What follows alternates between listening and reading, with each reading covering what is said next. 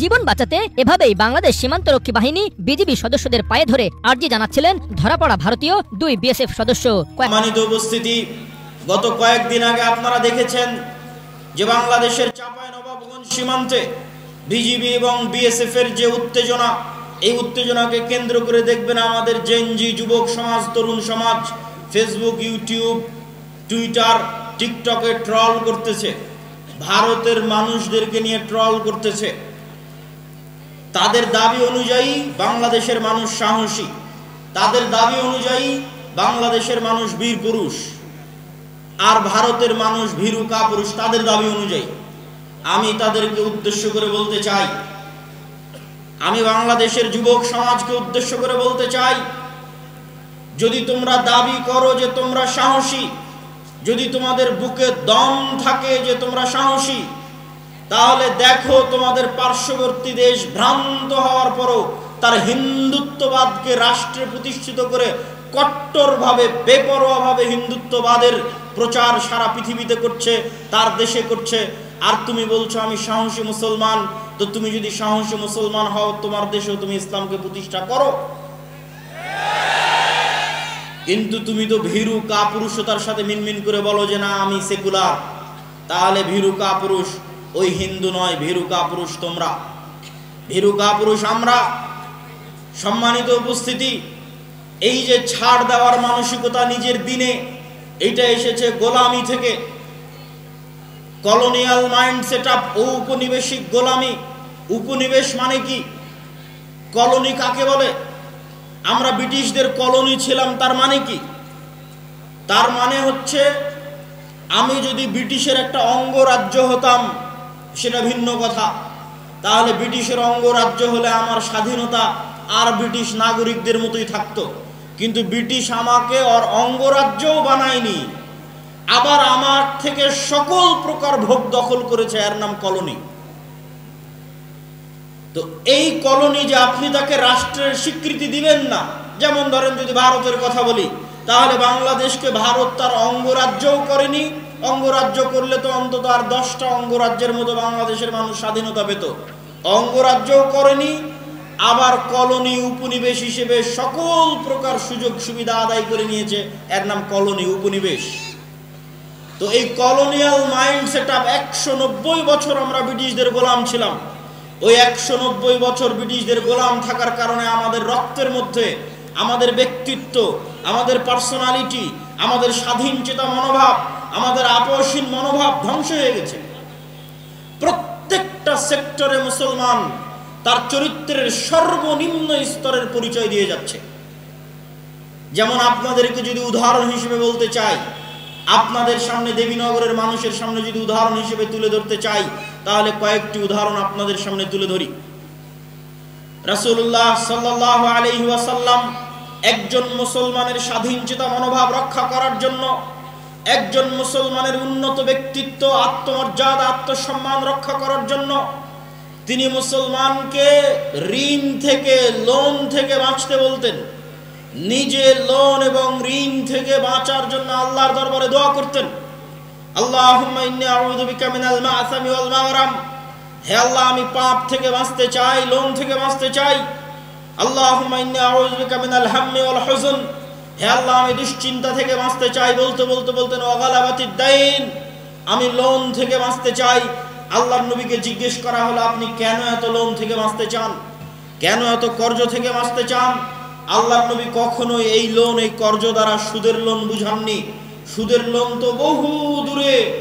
স্বাভাবিকভাবে একজন মুসলমান আর এক মুসলমানের কাছে 500 টাকা ধার নিবে, 1000 টাকা ধার নিবে, এখন দাও কাল সকালে দিয়ে দিব, এখন দাও পরের দিন সকালে দিয়ে দিব, এই ধরনের যে কারজে হাসানা, এই ধরনের যে ধার, এই ধারের কথা রাসূলুল্লাহ সাল্লাল্লাহু আলাইহি ওয়াসাল্লাম এই দোয়া থেকে বাঁচতে চাচ্ছেন।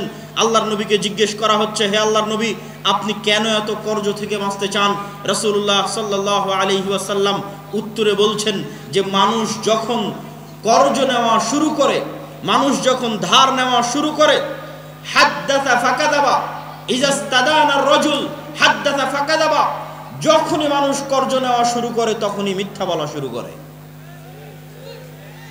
আপনি আপনার আশেপাশে তাকান, এই গোটা দেবীনগর উপজেলা, গোটা দেবীনগর ইউনিয়ন, ইসলামপুর ইউনিয়ন, চাঁপানবাবগঞ্জ সদর ইউনিয়ন, এই গোটা দিয়াড় অঞ্চল অসংখ্য সুদী ক্ষুদ্র ঋণ এনজিও দিয়ে পরিপূর্ণ হয়ে গেছে। একটা বাড়ি, একটা ব্যক্তি, একটা মা এবং বোন খুঁজে পাওয়া কঠিন যে কিস্তির লোনের সাথে সম্পৃক্ত নয়। আর আল্লাহর নবী কি বলছেন? যখনই মানুষ লোন নেওয়া শুরু করলো তখনই মিথ্যা বলা শুরু করলো। আর মিথ্যা বললো মানে এর আর ব্যক্তিত্ব নাই, এর আর আত্মসম্মান নাই, এর আর আত্মমর্যাদা নাই। আত্মমর্যাদা বিক্রি করে দিয়েছে, আত্মসম্মান বিক্রি করে দিয়েছে, পার্সোনালিটি, ব্যক্তিত্ব বিক্রি করে দিয়েছে। কেননা সে এখন অর্থের জন্য মিথ্যা বলছে। আর যে অর্থের জন্য মিথ্যা বলে, আত্মমর্যাদা, আত্মসম্মান, ব্যক্তিত্ব, পার্সোনালিটি বিকিয়ে দেয়, এরা কোনোদিন স্বাধীন হতে পারবে না, নেতা হতে পারবে না। গোলামের সন্তান, গোলামি থাকতে হবে।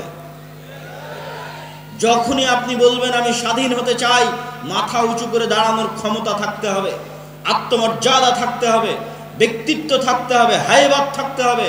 আর আপনি যখন কর্জ নিয়ে নেবেন, ওই ব্যক্তিত্ব শেষ।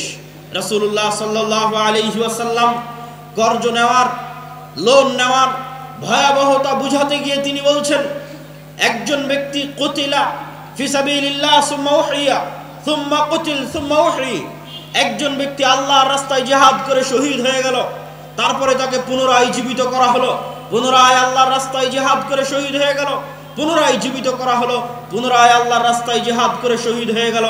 এই ব্যক্তি জান্নাতে যেতে পারবে না।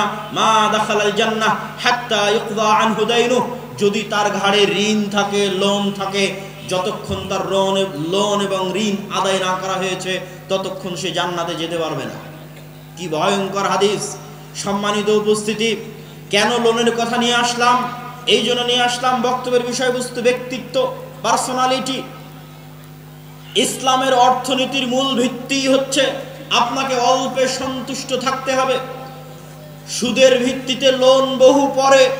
এই হাদিসগুলো আসতেছে স্বাভাবিক কর্জে হাসানার জন্য। যত হাদিস এতক্ষণ যাবৎ বলতেছি, আল্লাহর নবীর দোয়া তুলে ধরতেছি, সব স্বাভাবিক কর্জে হাসানা। স্বাভাবিক কর্জে হাসানাও তখন নিতে পারবে যখন ছেলে মেডিকেলে, মেয়ে মেডিকেলে, বিবাহের খরচ দিতে পারছে না, চিকিৎসার খরচ দিতে পারছে না, তখন নিবে কর্জে হাসানা।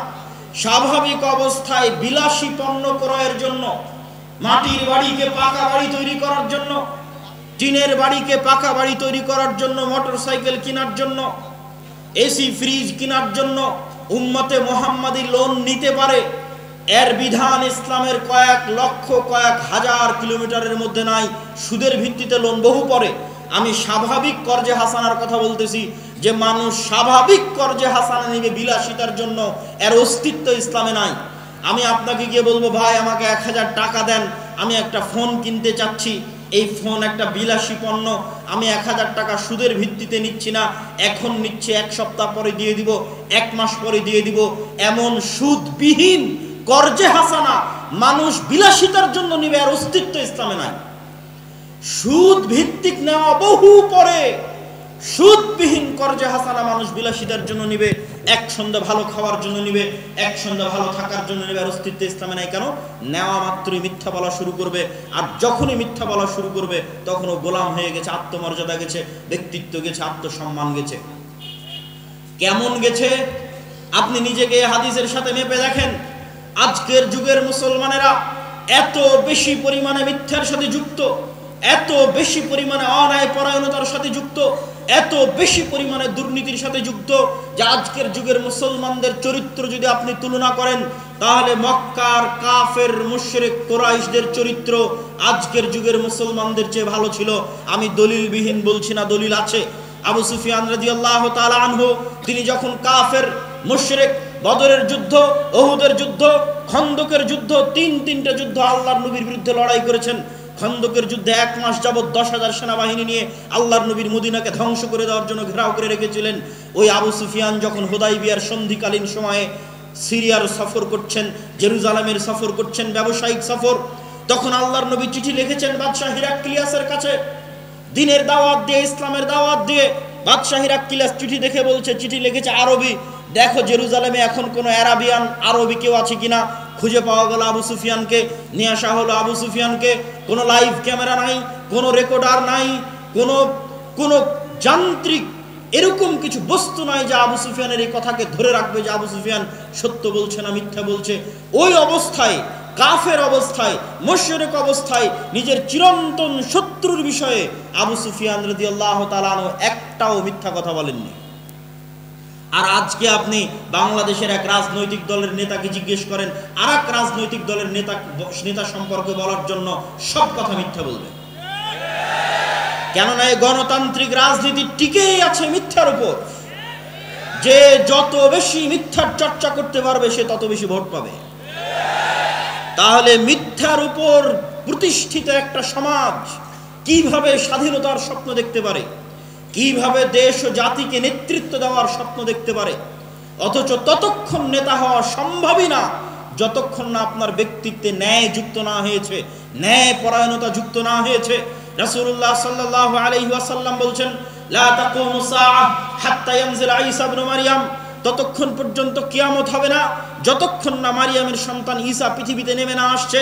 মারিয়ামের সন্তান ঈসা পৃথিবীতে নেমে এসে ইয়াকসিরুস সালিব, ক্রুশকে ভেঙে দিবে, ওয়ায়াকতুলুল খিনজির, শুকুরকে হত্যা করবে, হারাম ঘোষণা করবে, আর সমগ্র পৃথিবীতে হাকামান মুকসিতা, ন্যায় বিচার প্রতিষ্ঠা করবে।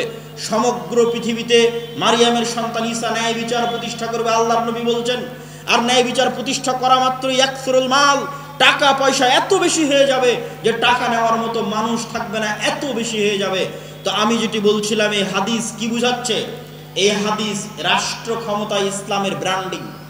ব্র্যান্ডিং মানে কোন মোটরসাইকেল, একটা মোটরসাইকেলের ব্র্যান্ডিং আছে যে ও কম তেলে বেশি কিলোমিটার চলে, আর এক মোটরসাইকেলের ব্র্যান্ডিং আছে বেশি স্পিডে চলে, এক একটার এক এক রকম ব্র্যান্ডিং। তো ইসলাম রাষ্ট্র ক্ষমতায় যাবে, তার ব্র্যান্ডিং হচ্ছে ইসলাম রাষ্ট্র ক্ষমতায় গেলে ন্যায় বিচার প্রতিষ্ঠা করবে, ন্যায় পরায়ণতা প্রতিষ্ঠা করবে, এটা ইসলামের রাষ্ট্র ক্ষমতার ব্র্যান্ডিং। শুধু তাই নয়, রাসূলুল্লাহ সাল্লাল্লাহু আলাইহি ওয়াসাল্লাম আর হাদিসে বলছেন, 7 শ্রেণীর মানুষকে কিয়ামতের মাঠে বিশেষ ছায়া দেওয়া হবে, যার 1 নাম্বার সব ইবাদতকে ছাপিয়ে যে 1 নাম্বার স্থান করে নিয়েছে। তাহাজ্জুদের সালাত, রাতের ইবাদত, নফল সিয়াম, সালাত সিয়াম থেকে শুরু করে যত দান থেকে শুরু করে যত ইবাদতের জগতে যত ইবাদত আছে সবকে ছাপিয়ে 1 নাম্বার স্থান করে নিয়েছে। যেই দায়িত্বশীল, ন্যায় পরায়ণ, ওই ন্যায় পরায়ণ দায়িত্বশীলকে আল্লাহ বিশেষ ছায়া দিবে। মানে ন্যায় ছাড়া দায়িত্ব পালন করা, ন্যায় ছাড়া নেতা হওয়া ইসলামের দৃষ্টিতে অসম্ভব, ইম্পসিবল। তো যতই আপনি লিল্লাহে তাকবীর দেন, যতই আপনি ভোটের বক্তব্য দেন, যতই আপনি ইকামতে দ্বীনের বক্তব্য দেন, যতক্ষণ না একটা প্রজন্ম তৈরি না হয়েছে যেই প্রজন্ম ন্যায়ের উপর প্রতিষ্ঠিত হবে, সত্যবাদিতার উপর প্রতিষ্ঠিত হবে, কোনো কিছুর সাথে আপোষ করবে না, নিজের দ্বীনের উপর কট্টর কনফিডেন্ট হবে, এরকম একটা প্রজন্ম যতক্ষণ তৈরি না হয়েছে ততক্ষণ রাষ্ট্রে কখনো ইসলাম প্রতিষ্ঠা করা সম্ভব নয়। শুধু সম্ভব নয় তা নয়, এর উল্টাটা ঘটবে। উল্টাটা ঘটবে মানে আপনাকে বুঝাই, ন্যায়পরায়ণতা আপনারা এখন চেক করেন। আমি কয়েকটা উদাহরণ দেব, এই উদাহরণগুলো দিয়ে চেক করেন। আপনাদের দেবীনগরে যৌতুকের ভিত্তিতে বিবাহ হয় না? ডিমান্ডের ভিত্তিতে বিবাহ হয় না? হয় না? হয়। ন্যায় অন্যায় মানে ইবাদতের সাথে সম্পৃক্ত নয়, ন্যায় অন্যায় মানে মানুষের সাথে সম্পৃক্ত। ন্যায় অন্যায় মানে মানুষের সাথে সম্পৃক্ত।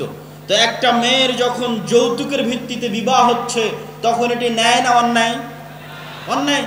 তো যেই মুসলমান কাজী, হাজি, নামাজি, আল্লাহওয়ালা, দানবীর এই যৌতুকের বিবাহের সাথে সম্পৃক্ত, যেই যুবক এই যৌতুকের বিবাহের সাথে সম্পৃক্ত, এরকম অন্যায় পরায়ণ ব্যক্তিদেরকে যদি আপনি ক্ষমতায় বসান, এরা যদি ভোট দিয়ে লিল্লাহে তাকবীর বলে ইসলামের নাম বলে ক্ষমতায় চলে যায়, তো গত 16 বছর যা দুর্নীতি হয়েছে এর চেয়ে বেশি দুর্নীতি করবে। কেন? রক্তের মধ্যে মিশে আছে অন্যায় পরায়ণতা। ও আরেকজন পিতার কন্যার সাথে এবং ওই পিতার সাথে অন্যায় পরায়ণতা করেছে, ওকে রাষ্ট্রের দায়িত্ব দিলে এর চেয়ে বড় দুর্নীতিবাজ হবে। শুধু তাই নয়, পিতার সম্পত্তি বন্টনের ক্ষেত্রে দেখবেন যে আপনি ন্যায় পরায়ণ কিনা মাপেন নিজেকে। পিতার সম্পত্তি বন্টনের ক্ষেত্রে বোনকে, যেটা নদীতে পানিতে ডুবে আছে ওই জমি দিয়েছে বোনকে, আর যেটা উঁচা ধুলাউড়ি হাটে ওই জমি নিয়েছে নিজে। তার মানে এটি অন্যায় পরায়ণতা। তো এই রকম যত অন্যায় পরায়ণ ব্যক্তি আছে, এই ধরনের অন্যায় পরায়ণ ব্যক্তিকে ক্ষমতায় বসাবেন, এর চেয়ে বড় দুর্নীতিবাজ হবে। আজকে বোনের সম্পত্তি মেরে দিয়েছে, কাল গোটা দেশের সম্পত্তি মেরে দিবে। সম্মানিত উপস্থিতি, কি বুঝাতে চাচ্ছি? বুঝাতে চাচ্ছি নেতা হতে হলে ব্যক্তিত্ব লাগবে, নেতা হতে হলে পার্সোনালিটি লাগবে। যারা বেশিরভাগই হয় সালাত আদায়কারী, না হয় হজ পালনকারী, না হয় দানবীর, কেউ তো এমনও গেছে যে প্রশ্ন ফাঁস করে সেই টাকা আল্লাহর রাস্তায় দান করেছে। তো তাদেরকে আপনি কি দিয়ে সংজ্ঞায়িত করবেন? কিন্তু ওই দায়িত্ব পালনের সময় সে খেয়ানত করছে, ওসি তার দায়িত্ব পালনে খেয়ানত করছে, তাকে প্রশ্ন রক্ষার দায়িত্ব দেওয়া হয়েছে, দায়িত্ব পালনে খেয়ানত করছে। দেশের টপ টু বটম প্রত্যেকটা স্তর দুর্নীতিগ্রস্ত। তাহলে এই দুর্নীতিগ্রস্ত সমাজকে আপনি কি দিয়ে সংজ্ঞায়িত করবেন?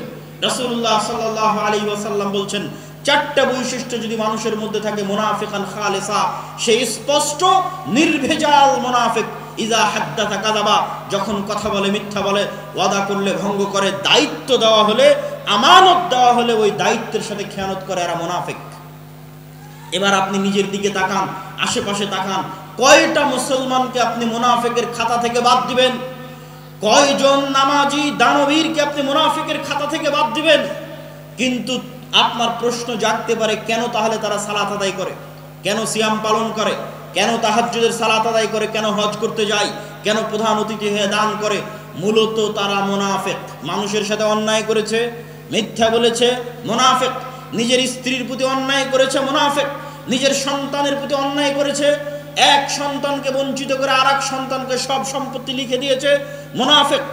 নিজের বোনের প্রতি অন্যায় করেছে, জমি বন্টনে ন্যায় করেনি, মুনাফিক। বিবাহ করার সময় যৌতুক নিয়েছে, মুনাফিক, কারণ অন্যায় করেছে মানুষের সাথে। এরকম জীবনের প্রত্যেকটা সেক্টরে ন্যায়পরায়ণতা খুবই ভয়াবহ, খুবই গুরুত্বপূর্ণ। এমনকি সন্তান সন্ততিদেরকে চুমু দিতে গিয়েও ন্যায় প্রতিষ্ঠা করার কথা আল্লাহ বলেছেন। বিবাহ করতে গিয়েও আল্লাহ বলেছেন, যদি একের অধিক বিবাহ করতে চাও, আগে নিশ্চিত করো ন্যায় প্রতিষ্ঠা করতে পারবা কিনা। ন্যায়পরায়ণতা প্রতিষ্ঠা করা খুবই গুরুত্বপূর্ণ এবং খুবই কঠিন, খুবই ভয়াবহ বিষয়। এরকম যতজন নিজ নিজ জীবনের সেক্টরে ন্যায় প্রতিষ্ঠা করতে পারেনি, দায়িত্বের আমানতের খেয়ানত করেছে, মিথ্যা বলেছে, তাদেরকে আল্লাহ নবী এক বাক্যে বলে দিলেন, এরা হচ্ছে মুনাফিক। এই সমস্ত মুনাফিকেরা তাদের মুনাফিকি ঢাকার জন্য নামাজ পড়ে। এই সমস্ত মুনাফিকেরা তাদের মুনাফিকি ঢাকার জন্য কোটি কোটি টাকা দান করে দানবীর শাস্তি চায়। এই ধরনের মুনাফিকেরা তাদের মুনাফিকি ঢাকার জন্য হজ করতে যেতে চায় যে আমি আজি, কিন্তু মুনাফিক তার বোনকে তার সম্পত্তিতে ন্যায়ের সাথে ভাগ দেয়নি, মুনাফিক। এই ধরনের মুনাফিক সম্প্রদায় দিয়ে কখনোই মুসলিম জাতির মুক্তি হবে না, হবে না, হবে না। কেমন সম্প্রদায় লাগবে?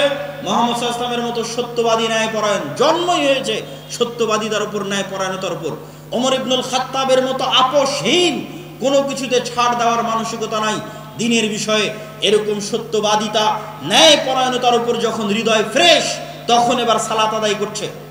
কারো নামে গীবত করে না, কারো নামে অপবাদ দেয় না, কারো পিছে পড়ে না, লোন এবং কর্জের ধার ধারে না।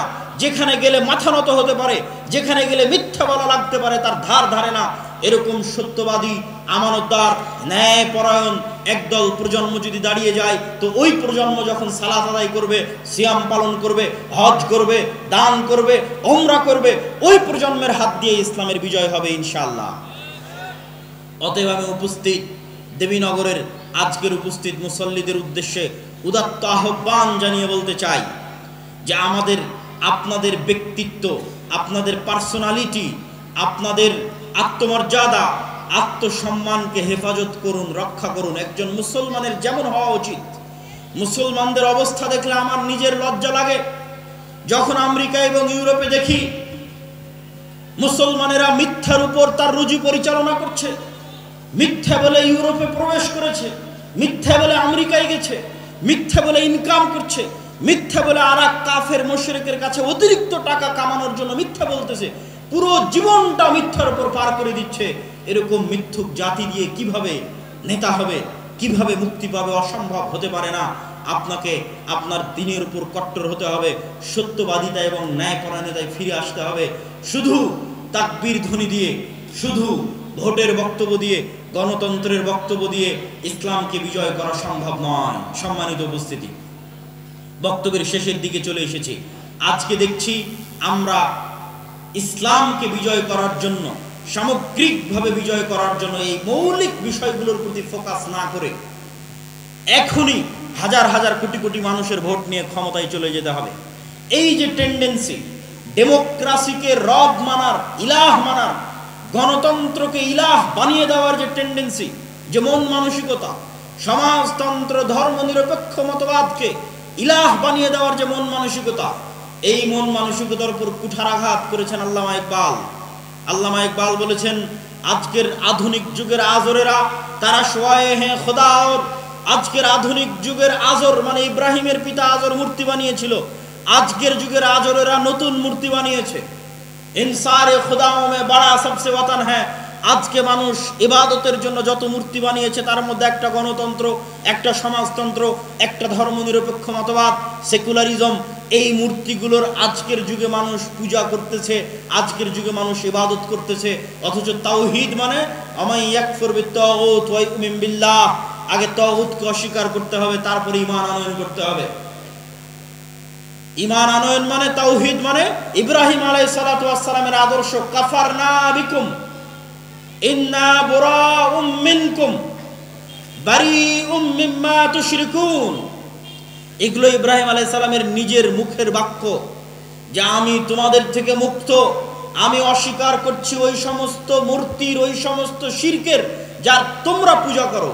আজকে যদি মুসলমানেরা বলতে চায় যে হ্যাঁ তাদের ঈমান পরিপূর্ণ, তাহলে আগে এই সমস্ত নতুন মূর্তিগুলোকে অস্বীকার করতে হবে। এই মূর্তিগুলোর মূলা ঝুলিয়ে, গণতন্ত্র নামক এই নতুন ইলাহের মূলা ঝুলিয়ে কোনোদিন মুসলমানেরা রাষ্ট্র ক্ষমতায় যেতে পারেনি, ইসলাম কোনো দিন যেতে পারবে না। যদি কখনো যায় তাহলে সেটা হবে কম্প্রোমাইজড, বিকৃত ইসলাম, অবিকৃত ইসলাম পূর্ণাঙ্গ ক্ষমতার সাথে রাষ্ট্র ক্ষমতায় যাবে। তার পথ পদ্ধতি হবে ভিন্ন, তার পথ পদ্ধতি শুরুই হবে দাওয়াত দিয়ে। আল্লাহ চাইলে মুসা আলাইহিস সালাতু ওয়াস সালামকে বলতে পারতেন যে যাও তোমাকে মুজিজার লাঠি দিলাম, এই লাঠি দিয়ে ফেরাউনকে হত্যা করো, দিয়ে ক্ষমতা দখল করো না। আল্লাহ মুসা আলাইহিস সালামকে ব্যক্তিত্ব দিয়ে, পার্সোনালিটি দিয়ে, আত্মমর্যাদা দিয়ে, আত্মসম্মান দিয়ে, উন্নত চরিত্র দিয়ে তৈরি করেছেন। গোলাম হিসেবে মিথ্যার উপর, ধোঁকার উপর, দুর্নীতির উপর তৈরি করেননি। যখন বানু ইসরাইল গোলাম, যখন বানু ইসরাইল জীবন যাপন করছে মিথ্যার উপর, গোলামির উপর, তখন আল্লাহ মুসা আলাইহিস সালামকে ওই গোলামি থেকে মুক্তি দিয়ে ফেরাউনের বাড়িতে পূর্ণ আত্মমর্যাদার সাথে, আত্মসম্মানের সাথে মানুষ করেছেন, যেন মুসা আলাইহিস সালামের আত্মমর্যাদা, আত্মসম্মান, ব্যক্তিত্ব কোনো কমতি না থাকে। নেতৃত্ব দিতে হলে, নেতা হতে হলে পূর্ণ আত্মমর্যাদা লাগবে, আত্মসম্মান লাগবে, তবে নেতা হওয়া যাবে। আর যে গোলাম অবস্থায় মানুষ হয়েছে নেতা হতে পারবে না। তো মুসা আলাইহিস সালামকে আল্লাহ দাওয়াত দিতে পাঠালেন তার ব্যক্তিত্বের সাথে। ইউসুফ আলাইহিস সালাতু ওয়াস সালামকে আল্লাহ চাইলে জিবরাইলকে পাঠিয়ে কুয়া থেকে তখনই উঠিয়ে বাপের কাছে ফেরত পাঠাতে পারতেন, পাঠাননি। ইউসুফ আলাইহিস সালাতু ওয়াস সালামকে আল্লাহ লম্বা পরীক্ষার মধ্যে দিয়ে পার করেছেন, যে লম্বা পরীক্ষার মধ্যে দিয়ে ইউসুফ আলাইহিস সালামের ব্যক্তিত্ব তৈরি হয়েছে, শাখসিয়ত তৈরি হয়েছে, পার্সোনালিটি তৈরি হয়েছে, নেতৃত্বের গুণ তৈরি হয়েছে, মিথ্যার সাথে আপোষহীনতা তৈরি হয়েছে, এবং সত্যের উপর অটল এবং অবিচল থাকার মানসিকতা তৈরি হয়েছে, নিজের দিনের বিষয়ে ছাড় না দেওয়ার মানসিকতা তৈরি হয়েছে। এই মানসিকতাগুলো নিয়ে যখন তিনি বাতিলের সামনে দাঁড়িয়েছেন, যখন তিনি দাওয়াতের ময়দানে গেছেন, তখন তিনি পরীক্ষার মুখোমুখি হয়েছেন, আস্তে আস্তে সফল হয়েছেন। সম্মানিত উপস্থিতি, আমাদের ওই রকম একটা প্রজন্ম লাগবে, ওই রকম একদল যুবক লাগবে যারা মিথ্যা বলা জানে না, যাদের জীবন চলে গেলেও মিথ্যার সাথে আপোষ করবে না, যারা জীবনের প্রত্যেকটা সেক্টরে সত্য বলে, যারা হারাম থেকে পবিত্র, হারামের সংস্পর্শে গেলে অপবিত্র হয়ে যাবে, হারাম ইনকামের সংস্পর্শে গেলে অপবিত্র হয়ে যাবে, হারাম থেকে পবিত্র, ন্যায়পরায়ণ, দুনিয়ার কোনো মানুষের প্রতি অন্যায় করে না, না পিতা মাতার প্রতি, না সন্তানের প্রতি, না বোনের প্রতি, না ভাইয়ের প্রতি, না নিজ দায়িত্বের প্রতি, অটল শতভাগ ন্যায়পরায়ণ। এমতো অবস্থায় যদি ও তাওহীদপন্থী হয়, নিজের দিনের উপর ওই ইহুদিদের মতো, ইহুদিরা যেমন ভ্রান্তির উপর অটল, আজকের ভারতের হিন্দুরা যেমন তার ভ্রান্তির উপর অটল, কট্টর, এইরকম একদল মুসলমান দাঁড়িয়ে যদি বলতে পারে হ্যাঁ আমরা আমাদের নবীর দ্বীনে ইসলামের উপর অটল, মুহাম্মদ সাল্লাল্লাহু আলাইহি ওয়াসাল্লামের প্রত্যেকটা আদর্শের উপর, মুহাম্মদ সাল্লাল্লাহু আলাইহি ওয়াসাল্লামের প্রত্যেকটা কথার উপর ইট পাথরের মতো অটল, এইরকম অটল মানসিকতা নিয়ে একদল যুবক যদি দাওয়াতি কাজ শুরু করে, ক্ষমতার কেন্দ্রবিন্দুতে আঘাত করে, পূর্ণ ব্যক্তিত্বের সাথে, পূর্ণ পার্সোনালিটির সাথে তারা পরীক্ষার মুখোমুখি হবে, কিন্তু তাদের হাত দিয়ে ইসলামের বিজয় পতাকা উঠবে ইনশাআল্লাহ। আমি আপনাদের কাছে আজকের দেবীনগরের এই মাটিতে এই ধরনের একদল যুবকের প্রত্যাশা করি যে এই আলোচনাগুলো শুনে, এই বক্তব্যগুলো শুনে অন্তত আপনাদের এই চারিত্রিক দিকটা সংশোধন হোক, অন্তত ন্যায়পরায়ণ হওয়ার চেষ্টা করেন, সত্যবাদী হওয়ার চেষ্টা করেন, নিজের দিনের উপর অটল থাকেন। লোন, ধার, কর্জ যেগুলো মানুষের মাথাকে নত করে দিবে, যেগুলো মানুষকে মিথ্যার দিকে নিয়ে যাবে, পুরো পরিবার মিথ্যার উপর গড়ে উঠবে, গোলাম হবে, কোনোদিন স্বাধীন হতে পারবে না, নেতা হতে পারবে না। এই ধরনের ন্যাক্কারজনক ঘৃণিত কার্যকলাপ থেকে মুক্ত থেকে পান্তা ভাত খাবেন, মাটির ঘরে থাকবেন, কিন্তু মাথা উঁচু করে থাকবেন, পূর্ণ ঈমানের সাথে থাকবেন, আত্মমর্যাদার সাথে থাকবেন, আত্মসম্মানের সাথে থাকবেন। এরকম একটা পরিবার থেকে, এরকম একদল যুবক থেকে ইসলামের বিজয় হবে ইনশাআল্লাহ। সম্মানিত উপস্থিতি, আমি বক্তব্যের শেষের দিকে চলে এসেছি। আর দাওয়া ইলাল্লাহর এই যে আয়োজন, এই যে কার্যক্রম, আর দাওয়া ইলাল্লাহ কি? আর দাওয়া ইলাল্লাহর ব্র্যান্ডিং হচ্ছে মসজিদ ভিত্তিক মক্তব। আপনাদের অত্র চাঁপাইনবাবগঞ্জ অঞ্চলেরও বহু মক্তবের শিক্ষককে আমরা প্রশিক্ষণ দিয়েছি। সারা বাংলাদেশের 500-র অধিক মক্তবের শিক্ষককে আমরা প্রশিক্ষণ দিয়েছি। আমাদের যাতায়াত খরচ, আমাদের থাকা খাওয়া, আর দাওয়া ইলাল্লাহ জামিয়া সালাফিয়ার দাওয়া, থাকা খাওয়া, যাতায়াত খরচের উপর ভিত্তি করে এই প্রশিক্ষণগুলো হয়েছে। এই কার্যক্রমকে আরো বেগবান করতে হবে, আরো সর্বত্র ছড়িয়ে দিতে হবে। আল জামিয়া সালাফিয়ার কথা ভোলা যাবে না। আল জামিয়া সালাফিয়া বাংলাদেশের এমন এক ব্যতিক্রমধর্মী প্রতিষ্ঠান। শুধু একটা পরিসংখ্যান বলি বা দুটো পরিসংখ্যান বলি, গত এক বছরে বাংলাদেশের ইতিহাসে রেকর্ড, গত এক বছরে সৌদি আরবের মদিনা ইসলামী বিশ্ববিদ্যালয় সহ অন্যান্য বিশ্ববিদ্যালয় থেকে 10-এর অধিক শিক্ষক জামিয়া সালাফিয়াতে দার্স দিয়েছে, যা বাংলাদেশের ইতিহাসে রেকর্ড। কেউ 4 মাস, কেউ 1 মাস। এখনো একজন শিক্ষক আল জামিয়া সালাফিয়া রূপগঞ্জ নারায়ণগঞ্জে মদিনা ইসলামী বিশ্ববিদ্যালয়ের একজন শিক্ষক এখনো দার্স দিচ্ছেন। 2, এটি বাংলাদেশের একমাত্র প্রতিষ্ঠান যেটি কওমি প্রতিষ্ঠান হওয়ার পরও থাকা খাওয়া খরচ যেখানে মাত্র 3000 থেকে 3500 আর 10টা কওমি মাদ্রাসার মতো, এরকম একটি কওমি মাদ্রাসা হওয়ার পরও বিদেশি শিক্ষক, ভারত, পাকিস্তান থেকে শুরু করে অন্যান্য দেশের 5-এর অধিক বিদেশি শিক্ষক, যাদের বেতন 80,000 টাকারও বেশি, এরকম বিদেশি শিক্ষক এই প্রতিষ্ঠানে থাকে। এই প্রতিষ্ঠানের লক্ষ্য এবং উদ্দেশ্য হচ্ছে দেশে উন্নত শিক্ষা দেওয়া। আমরা যেমন মসজিদ ভিত্তিক মক্তব নিয়ে কাজ করছি, ঠিক তেমনি আল জামিয়া সালাফের অধিভুক্ত হতে পারবে এরকম যে শিক্ষা প্রতিষ্ঠানগুলো আছে। আমি জানি এই দেবীনগর আলেম ওলামার ভূমি, এই দেবীনগর মসজিদ মাদ্রাসার ভূমি। সেই ব্রিটিশ বিরোধী আন্দোলন থেকে এখানে কোরআন এবং সহিহ হাদিসের চর্চা হয়ে আসছে। এই অঞ্চলের মাদ্রাসাগুলোকে আমরা উদাত্ত আহ্বান জানাবো যে তারা তাদের শিক্ষার মানকে উন্নত করার জন্য আল জামিয়া সালাফিয়ার সাথে অধিভুক্ত হয়ে জামিয়া সালাফিয়ার সিলেবাস অনুযায়ী জামিয়া সালাফিয়ার শিক্ষকদের ট্রেনিং নিয়ে তাদের মাদ্রাসার শিক্ষার মানকে উন্নত করুক। মসজিদগুলোকে উদাত্ত আহ্বান জানাবো যে তাদের মক্তবগুলোকে আমাদের মসজিদে পাঠিয়ে আমরাই খরচ দিয়ে নিয়ে যাব, আমাদের জামিয়া সালাফিয়াতে পাঠিয়ে ট্রেনিং নেওয়ার মাধ্যমে তাদের মক্তবের শিক্ষাগুলোকে উন্নত করুক। সর্বশেষে মাসিক আল ইতিসাম, যেখানে আমি নিজে নিয়মিত লিখি, মাসিক আল ইতিসামের সম্পাদকীয় পড়ে দেখবেন এই মাসের সম্পাদকীয় আছে মুসলমানদের দামেস্ক বিজয়, জেরুজালেম বিজয়ের দ্বার প্রান্তে মুসলিম উম্মাহ।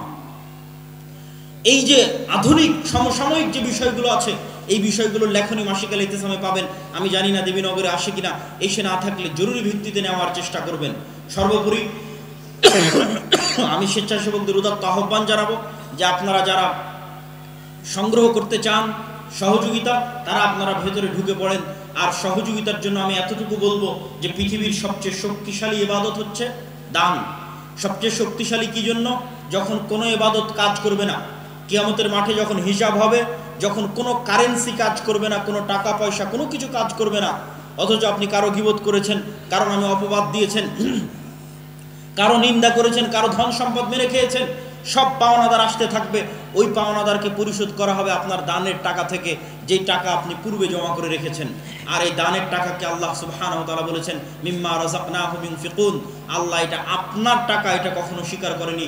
আল্লাহ বলেছেন এই টাকা তার দেওয়া, আমি তোমাদেরকে যে রিজিক দিয়েছি সেই রিজিক থেকে তোমরা আল্লাহর রাস্তায় দান করো। সম্মানিত উপস্থিতি, আমি সকলকে উক্ত ইসলামী সম্মেলনে দান করার উদাত্ত আহ্বান জানিয়ে আগামী 30 ও 31 জানুয়ারি আল জামিয়া সালাফিয়া দিনাজপুরে সালাফি কনফারেন্স আছে। আগামী 13 ও 14 ফেব্রুয়ারি রূপগঞ্জ নারায়ণগঞ্জে সালাফি কনফারেন্স আছে। রূপগঞ্জ নারায়ণগঞ্জের কনফারেন্সে পাকিস্তান থেকেও মেহমান উপস্থিত হবে। পাকিস্তান, ভারত, নেপাল, সৌদি আরব, বাংলাদেশ, এই 4-5 দেশের মেহমান উপস্থিত থাকবে আগামী 13 ও 14 ফেব্রুয়ারি আল জামিয়া সালাফিয়া রূপগঞ্জ নারায়ণগঞ্জ। আপনাদেরই প্রতিষ্ঠান, কেননা আপনাদের এলাকার সন্তান এখান থেকে শত কিলোমিটার দূরে গিয়ে 50, 60, 100 বিঘা জমির উপর বিশাল প্রতিষ্ঠান তৈরি করেছে। ওই প্রতিষ্ঠান দেখতে যাইতে গিয়ে আপনাদের মন চায় না? চাওয়া উচিত, প্রত্যেকের মনে স্বাদ জাগা উচিত যে আমাদের এলাকার সন্তান আমাদের এলাকা থেকে এত দূরে ঢাকায় গিয়ে পূর্বাচল আন্তর্জাতিক বাণিজ্য মেলার পাশে এত বিশাল প্রতিষ্ঠান, নিজের প্রতিষ্ঠান মনে করে ওই প্রতিষ্ঠান দেখতে যাবেন। আগামী 13 ও 14 ফেব্রুয়ারি রূপগঞ্জ নারায়ণগঞ্জের সালাফি কনফারেন্সে উপস্থিত হওয়ার উদাত্ত আহ্বান জানিয়ে আমি আজকে আমার সংক্ষিপ্ত বক্তব্য এখানেই শেষ করছি। ওয়া আখিরু দাওয়ানা আলহামদুলিল্লাহি রাব্বিল আলামিন। আসসালামু আলাইকুম ওয়া রাহমাতুল্লাহি ওয়া বারাকাতুহু।